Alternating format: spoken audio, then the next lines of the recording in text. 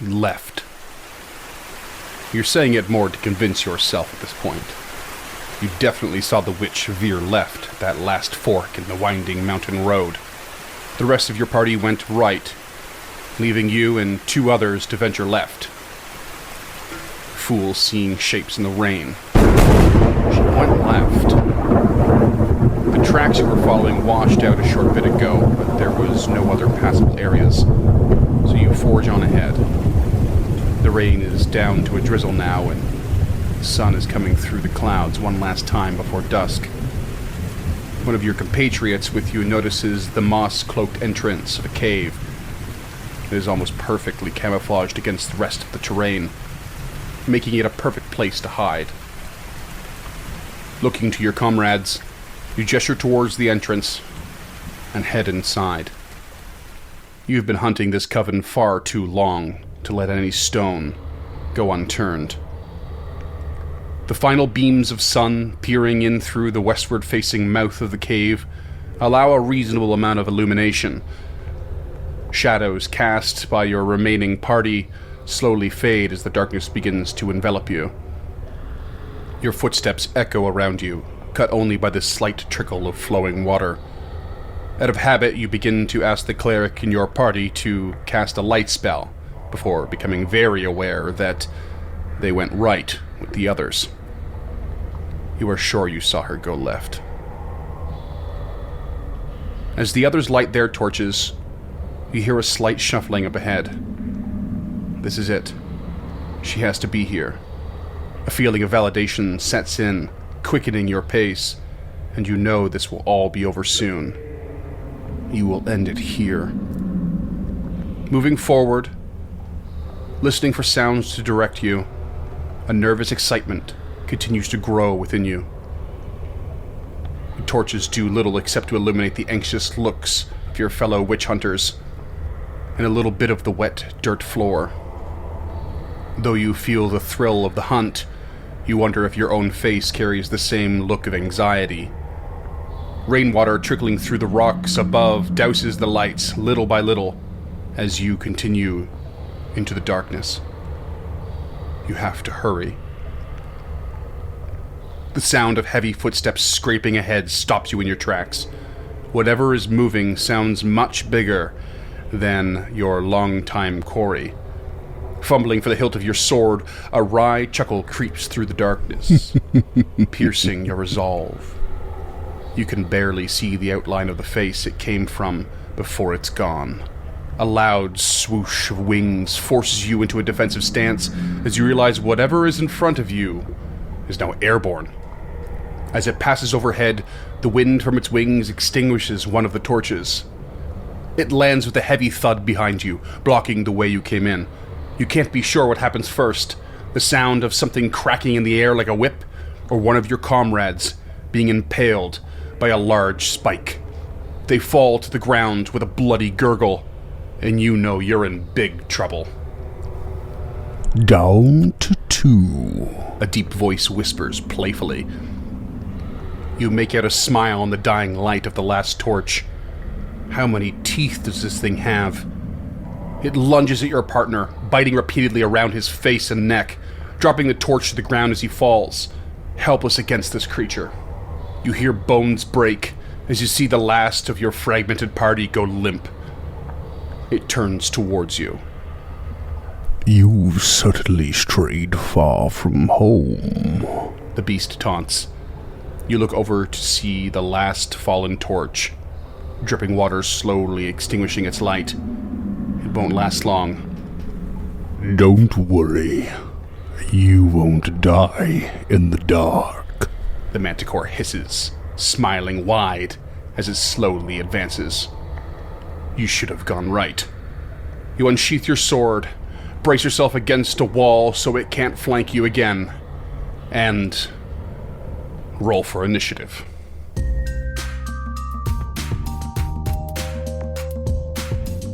Hey there, creatures, and welcome to Encounter This, a podcast exploration of the creatures from Dungeons & Dragons and the lore that surrounds them. Hello there, creatures, and welcome to another episode of Encounter This. My name is James Bristly Kid, nickname and accurate. And with me, as always, is Freeman, the paralytic Iceton. He is going to be taking us through, as I'm sure you have guessed by those super revealing nicknames, the Manticore from the Monster Manual on page 213. I have a passing familiarity with this creature, so I'm really excited for what new information Freeman and dish out. I almost gave you paralytic, but then when I decided on bristly, I swapped them because I thought it was fitting. Yeah, you're absolutely right. Yes. We're going to start with a quote from the enterprising dwarf copper merchant, Marthok Oldar. I have been rewatching Star Trek The Next Generation in my free time. Yeah. And now every time I hear the word Enterprise, I get so excited that we're going to, like, I was so convinced that you were about to give me a Star Trek quote. No. He says, Manticores love the taste of human flesh. That's why on trips through the mountains, I always travel with human guards.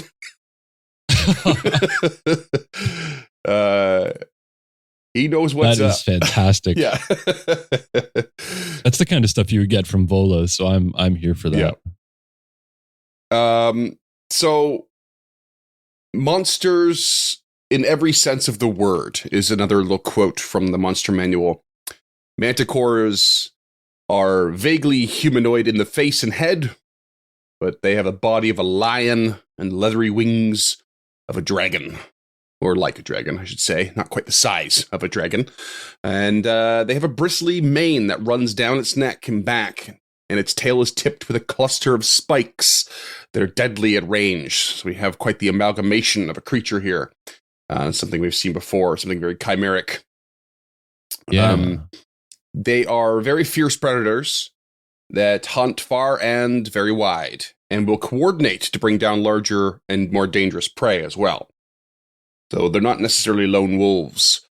They will generally open with a volley of spikes from their tail, so they can shoot those at fairly good distances. And then when they close in, it's claws and jaws time. If they're outdoor at a disadvantage, they'll basically try to stay aloft with their wings and just shoot the spikes until they run out, taunting all the while. Even if they're at a disadvantage, this is a fact that I love.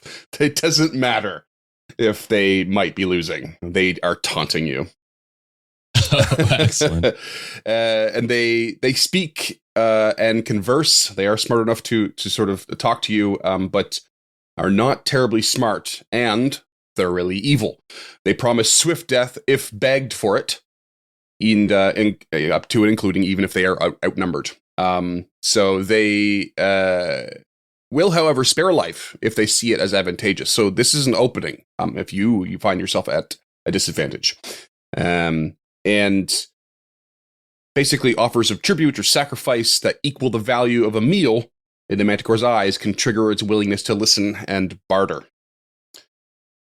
Oh, okay. So I like that they're open to this, but not terribly smart. So a clever PC, in theory, could overcome a Manticore fight non-violently, which is something that you wouldn't expect by looking perhaps at the artwork. No, not at all. And I mean, I do have a quite a familiarity with these creatures, so that's not even something I would have put past them. That's awesome to know. Yeah. So they do find themselves allied, usually in the service of evil masters. So long as these masters keep them well fed with ample prey and do not treat them too cruelly either. They are known to provide aerial support for orc or hobgoblin armies, or as hunting companions to a hill giant chief, or the guard of a Lamia's lair, actually. We have a bit of a problematic wording here again, where the way this is all written in the Monster Manual and such, it's all sort of lumped together with wickedness and evil in a problematic way, like usual. But it's mainly due to the writing of these companionable creatures before, being, they're sort of marked forever as evil in this way. So I find there's less of a problem with this creature being evil. It's like, it's intelligent enough to speak, but it's really just out for a meal, so it has no qualms with killing anything in sight. It's nearly bestial, but just smart enough to not be. But its so-called quote unquote allies are always evil, and then it lists off the creatures that are just pretended to always be evil. So just bear in mind, they'll serve the ones that are evil, but not all hobgoblins have to be nasty bastards. There's your 2022 Twitter campaign. Hashtag not all hobgoblins. That's problematic in and of itself. Yeah, I agree. Maybe don't do that. So, I made a little note here that you bear in mind that an orc army could just as well be lawful neutral and hand wave the malevolent nature of a manticore and favor it for usefulness. Evil does not have to be in play to justify these relationships either. So, yeah. Aside from allies, they do have rivals. Territorial rivals include chimeras, griffins, peritons, and wyverns. And manticores do like to hunt in packs, and sort of use this to gain a greater advantage over these rivals. However, manticores fear dragons innately and will avoid them at all costs. And it makes me wonder if this includes wyverns from that list of rivals. It didn't specify that they were scared of wyverns, but they are designated as a dragon for their creature type. It just says that they dislike drakes. Them, or they are rivals. Huh. Okay. If it's a capital D, I would imagine it's the creature dragon. If it's a lowercase d, I would imagine it's the subtype. Yeah, don't use my notes for that. I tend. No, I wouldn't dare. This is just me giving advice to those listening. I'm not even going to look through the monster manual. But yeah, you listeners play it however you will. I'd probably use capital D dragons as opposed to the subtype. Yeah, but yeah. I mean, it makes more sense to be scared of an actual big old dragon. But it's nothing wrong with being cautious around one of its kin. Yeah, absolutely. Because I mean, that could theoretically include kobolds, right? Or just drakes. Or drakes as well. Yeah. Earlier editions do add a couple small things here. Colorations are always similar to that of the base creature. So, like the lion's brown and red hues on that part of the body. And then the wings might be a different color, sort of thing. Their mouths are filled with rows of teeth, similar to a great white shark. It's kind of adding to that chimericism. And they some were known to carry paralytic venom in their tail spikes, and some had a scorpion stinger instead of tail spikes. Yeah, I'm familiar with those. Yeah, that's awesome. They ate the flesh of most creatures, but preferred the taste of humans, which I feel like seems to be an odd trend lately. We've been following into some accidental trends. Right. But they their lairs were often underground or in caves, though they preferred warm habitats generally. And their hide was valued for use in furniture. And an enchanted cloak called the Skin of the Manticore from 3rd edition. Could be. I'm familiar with that cloak. Are you? Yeah. Sweet. Yeah. You're familiar with all this. I love it. I actually really like manticores. Yeah, they're pretty neat. They're simple, but they're neat. The skin of the manticore can be fashioned from its hide with the tail still intact. And so the enchantment allowed the wearer to control the spiked tail of the cloak, and 4 times a day could attack with paralytic venom. And it also gave a slight boost to fortitude, or in 5e parlance, constitution. But I believe that was with the stinger specifically, maybe not with the tail spikes. Yeah. And this is one of those weird items where we actually know who was the first person to make it. Oh, yeah? Yeah, it was. I'm looking at it right now, and it's an elven ranger called Dagus, who was the first person to turn with a wizard to turn the hide into a cloak. That's awesome. Love it. And that's it for D&D lore. Oh. Yeah. Yeah. Wow. Not a lot of depth. Just a lot of facts. Yeah, I'll be honest, I expected more, but I liked it. Yeah. Yeah. I love the art, though. The art is incredible. The art is pretty great. They've been given a lot of love. Except for 3. The 3E one is really, weird. Do not care for it. But the 5e is great. Actually, there's 2 versions for second edition as well. There's a black and white one and another one that just kind of looks like it comes out of an old comic book or something. Yeah, I love that black and white one. There are some other ones I'm going to put up on the Instagram. Okay. That they've been given a good amount of love in some other media. Oh, yeah, that is gorgeous. Yeah, some of them are really cool. Just like shots of them in different situations, like fighting creatures or like standing over a treasure hoard and stuff. And it's just like a wide variety of styles that are really, really neat. I really like that last one you posted. Yeah, it's cool. The 5e has got to be the most representative. Like, it's the only one that I can see that has the multiple rows of teeth and the humanoid face. Yeah. And it is eerily human, isn't it? It's like kind of, it's creepy. Yeah, it's supposed to be. Yeah. So that's, if I remember correctly, that's one of the traits of a manticore is the humanoid face, the leonine body, the humanoid face, the barbed tail, and the wings. Yeah. Zoom in on that mouth at your own risk, listeners. It is creepy. But these creatures, of course, I think these are ones that are quite obvious. They come from some history in the real world. Not that they existed in the real world. Let's get that out of the way. Very few chimeras actually have existed. I think we're looking at like a liger and a mule, and that's pretty much right. Yeah. So these are legendary creatures of Persian folklore, and a lot of these facts are coming from a number of sort of famous natural historians. As it were, like Theseus, we've heard from before. Alien, Pausanias, I've not heard of before, but Pliny the Elder and Younger showed up in my research as well, among others. Sawbone's favorite. Yeah, exactly. The they're Persian folklore, but they supposedly came from India. So India was the homeland of this folklore creature. And they were likened to that of the Egyptian Sphinx in that they were common in Western European medieval art for some reason. They latched onto that like they did the Sphinx. Rest of the Manticore. They had the human head, lion body, poisonous spines on the tail, similar to a porcupine quill. And some accounts claim the spines could be shot like arrows.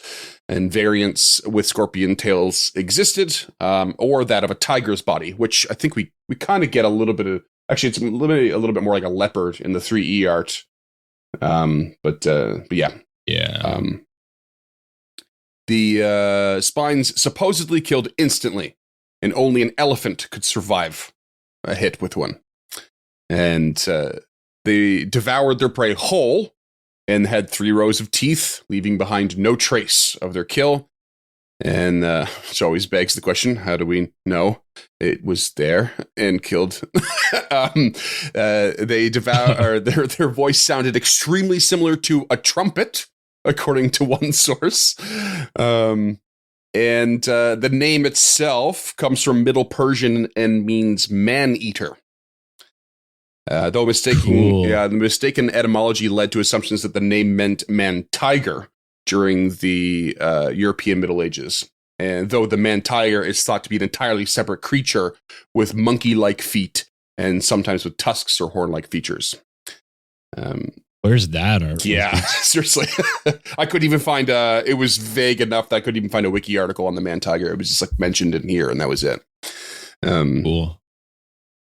Manticores were introduced in European folklore through Theseus' book Indica, meaning India, which we've talked about before.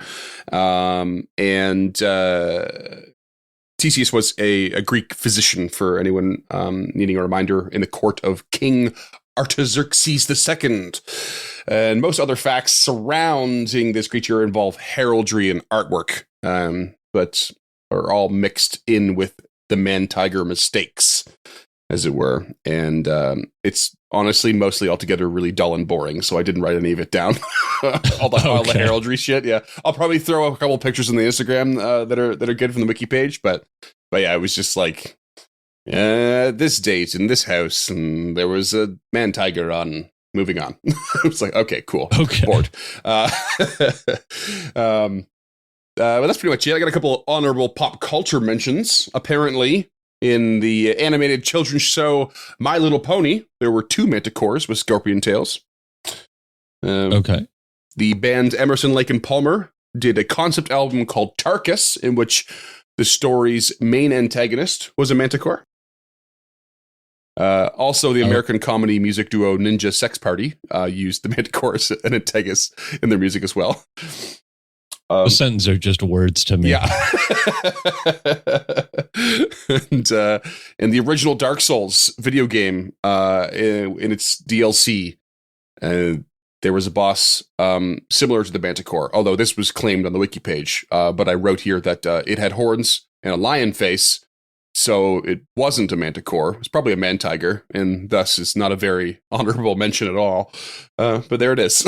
I wonder if the man-tiger is just the Rakshasa. It could be. Could very well be. Horns, tusks, man, like bipedal tiger. Yeah. Could very well be. Maybe cool. it's like the opposite of the Rakshasa, like the Jackalware is to the lycanthropy creatures. Oh yeah, it could be. Go. Yeah. You know? But that's it. That's all I got. Thanks for. I got one of my own here. If you're open to it, sure. It is tangentially related at best. It is the sequel to my favorite book of all time, The Manticore. Is the title of the book. It's Robertson Davies' second book in the Deptford trilogy. Okay. It doesn't actually involve a manticore, but the main character has some mental and emotional struggles that manifest themselves as a manticore. Oh, okay. Cool. That's pretty neat. Yeah. Sequel to Fifth Business. And that brings us to the part you're probably most familiar with, I would imagine. Oh, yeah. The old consumption of a delicious blackmail stout, and the brutal tail spike mechanics of this creature. I feel like I've definitely faced one of these before in your game, maybe a couple times. Probably. A couple times, yeah. I like the Manticores a lot. I'm quite sure we fought a couple of them at one time. You did. You fought a mated pair. Yeah. And I remember being afraid as a player. I don't remember how deadly it became, but oh yeah, we are looking at a CR3 creature, so nothing too crazy. Although when you start pairing them up, it can be kind of crazy. The HP is only 14, it's quite low. AC is 14 as well. Natural armor, speed of 30, fly speed of 50. That's where the danger does really come in. They are large creatures, monstrosities, and aligned at lawful evil. All makes sense. Yep. And they can speak common. A reminder to the listeners that common isn't a language, but it is the language common to your region. Mm-hmm. This is correct. And dark vision, 60 feet, decent strength and dex and con, all at +3s. Intelligence is 7 -2, which I believe is the bare minimum to be able to speak a language and understand a language. That sounds right. Yeah. I can't confirm or deny it, but it's got to be right up against the edge there. Yeah, because I think if not in 5e, other systems are sort of related to. I mean, it's like there's some spells and effects that reference like if they have intelligence below 7 or like within a certain threshold, then they are considered a beast or they can't speak or something like that. It's like defining things like when you speak to animals, so I think they're just at that threshold of intelligence that's sort of like not listed specifically, but you can kind of surmise is its intention. The abilities are spike tail growth. They have 24 tail spikes at any given time and can regrow all of them on a long rest. Awesome.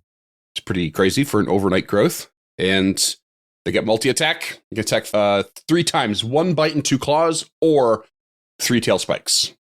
There's the kicker right there is the ore and the placement of the ore. Mm-hmm. The Bite is a +5 to hit, 1d8 +3. Claw is a +5 to hit with a 1d6 +3. And the tail spike is also a +5 to hit with a 100-foot range, capped at 200, and a 1d8 +3. So they can fucking hit pretty hard. That is huge. That is so much farther than I remember it being. Yeah, that is a long distance. Yeah. So they can just fly 100 feet up above your head and just start launching these things at you. And what the hell are you going to do about that? Yeah, and they'd only be able to double move. You better have a longbow and a very large range spell available, because damn. I think a longbow's 8120, so. Is it really? I thought it was no. I thought that's a short bow, and the longbow's like 150, 300, something crazy. Oh, is it? I think so. I will quickly look it up. I don't have my screen in front of me. Yeah, wow, longbow's 150, 600. You're right. 150, 600. Whew. Yeah. So you can hit that thing, but you're probably rolling with about as close to disadvantage as you're ever going to get with a longbow. Yeah. Just a reminder for the listeners that 5e presents range damage in 2 increments. One is the first increment, so anything up to 100 feet for these tail spikes, you roll regularly, and anything between 100 and 200, you roll with disadvantage, and you cannot hit anything farther than 200 feet. That is correct. But still, that is huge. Yeah, Like, it's a massive distance. So it's so rare too to be on a map that actually has 100 feet worth of like range to fight in, right? So it's not very common. A light crossbow too would be able to hit. Oh yeah. Okay, so it looks like a lot of these weapons you'd be able to hit it with, but you'd be rolling at disadvantage. You're very, very limited to your repertoire of what you can use there. So I mean, I guess a big advice would go to DMs, like don't get too nasty with these creatures, on that distance. Don't try not to hamper or gimp your players too hard just because you can. Make the encounter fun. Yeah. Give them an opportunity. Yeah, this is more of an opening volley than anything, right. Or a fallback tactic. Converse, have this creature be like, beg for your life, blah, blah, blah, blah, blah. And I will spare you. If it get speaks, into that. it should speak. Yeah. Absolutely. Yeah.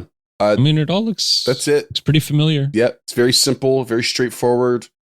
There's definitely some deadliness to it, depending on how you play it. So that challenge rating is can be debatable, but not like highly debatable. I guess it's not a hot. Yeah, not a hot in my topic. experience, CR3 is pretty accurate. Yeah. Like these things go down really quick, really fast. Yeah, they don't. They are 14 and 14 glass cannons essentially. Yeah. Yeah. So you're not going to have a whole lot of trouble with them. I always max out the HP of Manticores. I often do, but these creatures specifically, I always do because they do go down really quick. Yeah. But the max HP is 104. So 104? Yeah, 8d10 plus 24. Whew. How did I get HP of 14 here? I don't know. It's 16. Oh, I think you may have put the 68. I think you may have put the AC 14. Oh, I must have. Okay. Yeah. Recant. Yeah, I was really thinking, I was like, man, 14 is nothing. 68. Sorry, 68. listeners. Sorry about that. I'll show myself out. I can't really carry the show on my own, so please don't. Welcome to Encounter James. And I have one homebrew idea. I think it's a missed opportunity. Sometimes they just have those little sidebars in the monster manual that just have a variant version of a creature. They could have easily shoved this in there and just given it a giant scorpion's tail sting attack instead. To reflect some of the past lore. Like it was just like it would be such an easy, quick thing to add to this creature for 5e and would make no real difference. Like the giant scorpion is also CR3. And has a similar amount of attacks with multi-attack as well. You have the sting mechanics in front of you? Yeah, I do. Yeah, so it's basically like you would just swap out the range possibility with the for damage, and then you add the stinger, and it would be a +4 to hit, and it would be 1d10 piercing, and then a con save or take 4d10 poison. So it's immediately making this quite dangerous. it shouldn't be able to use the stinger multiple times. And at a failed save, 40-10 poison, and then half as much damage in a successful one. So like it will be a big hit, but I would not include that stinger in the multi attack at all. It definitely couldn't be part of the multi attack. Yeah, no, and I don't think it is in the giant scorpion. But the giant scorpion does have, I think, 2 claw attacks for multi attack or something like that. That sounds right. That is huge for a CR3. Yeah. Wow. Big. Yeah, giant scorpion's not messing about in 5e. It's crazy. No. I mean, it's a pretty low con save, but at level 3, hit that wizard, you might be in trouble. It's not that low. Yeah. So, I mean, I think it'd be a fun variant, and maybe you can bump up that CR by 1 or 2. I'd probably bump it up to a CR4 and maybe not use them in a pair. Yeah. And like, while facing's not hugely used, I do like sort of in the background to try and consider facing when you have a larger creature and it's got a tail attack.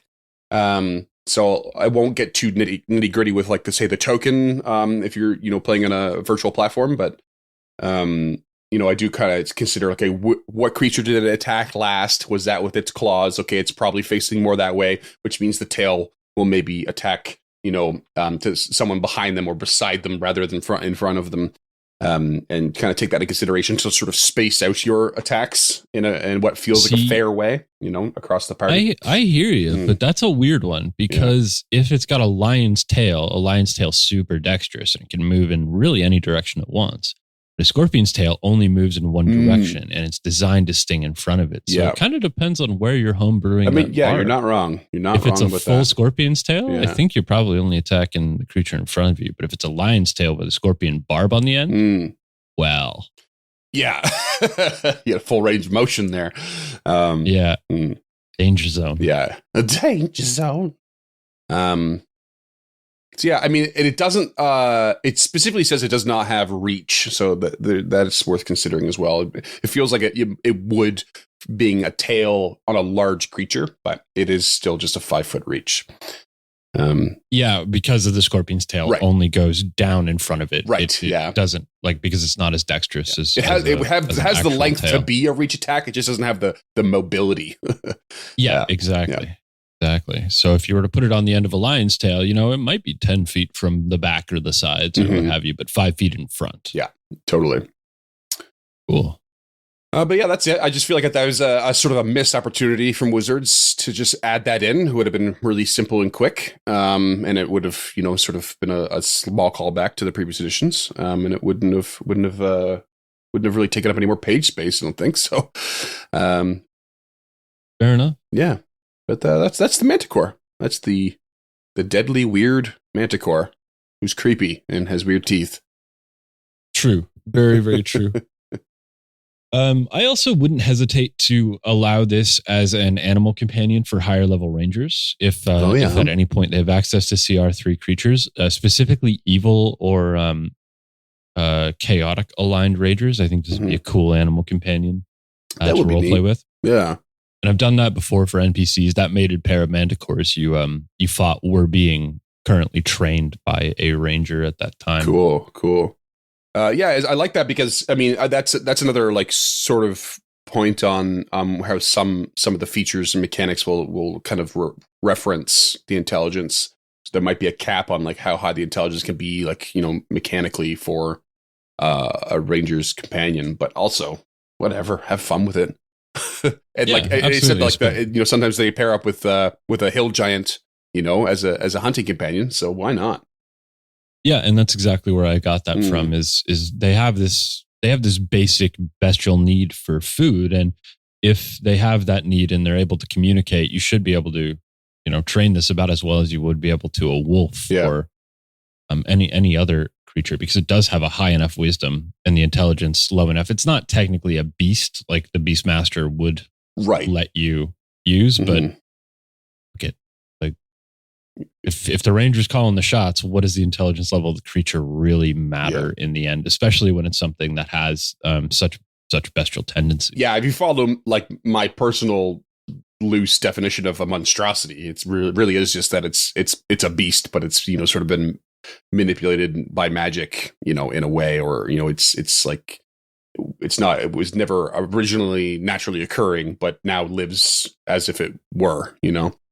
It's been twisted or something by magic, but now it operates like an actual animal.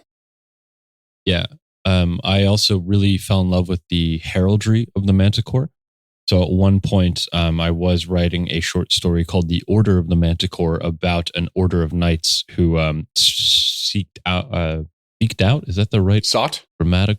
Sought out a single Manticore who had devastated their village, and they had formed this order around destroying this Manticore. And they called themselves the Order of the Manticore in a way to never forget that opportunity. Cool. But what ends up happening is they find this society of Manticores, and they steal away the children and train them to be mounts. It's these humans who are now the Order of the Manticore. They were the Order of the Manticore in a way to remember that they hate these creatures because they had devastated their village. Yeah. But generations down the line, they became the Order of the Manticore because they used the Manticores as mounts in battle. Crazy.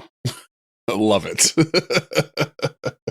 I love a twisting history of, order of knights, or people with a certain code or something like that. And it's just not always almost at odds, 100 years ago. It's like, a very different structure and set of beliefs and how those can just change and twist.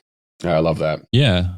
I'm really excited about it. It's something I'm still working on fleshing out. I've finished the short, but I think this might be my first novel. Oh yeah, sweet. That'd be fun. I have an idea for the ending that I really like. It's just the reveal of that history, and then, oh no, turns out you were the bad guy all along. No, it turns out it was all just a dream. The best, what do you call it? Twist. Best twist ever. Not. Yeah. The Order of the Manticore, inspired by St. Elmo's fire.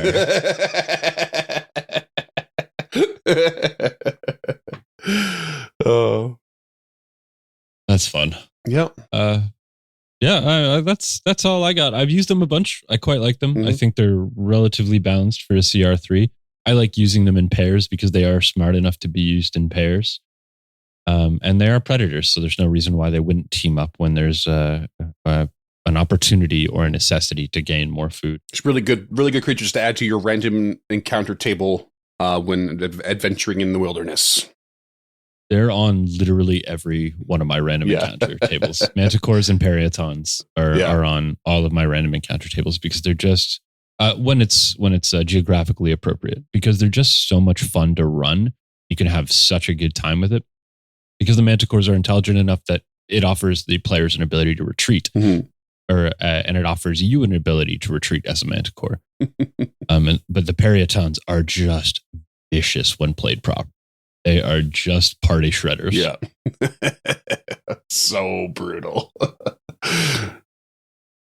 Highly recommend. And if you out there have any stories, we would absolutely love to hear them. You can hit us up at info@encounterthis.ca if you want to throw us an email, if you want to get us in touch with us on the socials.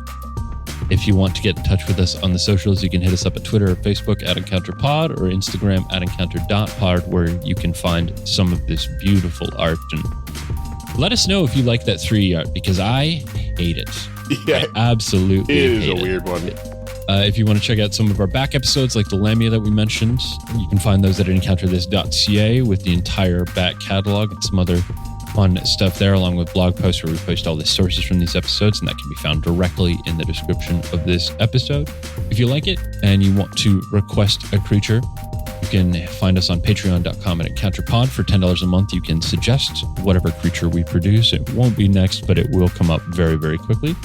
For $5 a month, it'll get you a handwritten letter and access to our show notes. Both tiers come with access to our private Discord, so you can reach out to us at any time if you need help running one of these creatures or anything else. We are always around for suggestions, or if you just want to lob insults at us, you can absolutely do that in that private Discord.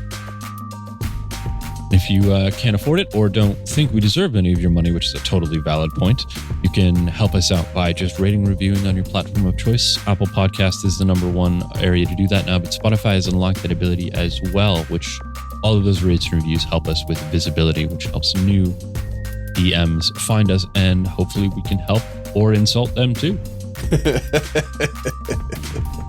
At the very least, thank you so much for listening, and we will get at you again in 2 weeks with our very next most episode, whatever that happens to be.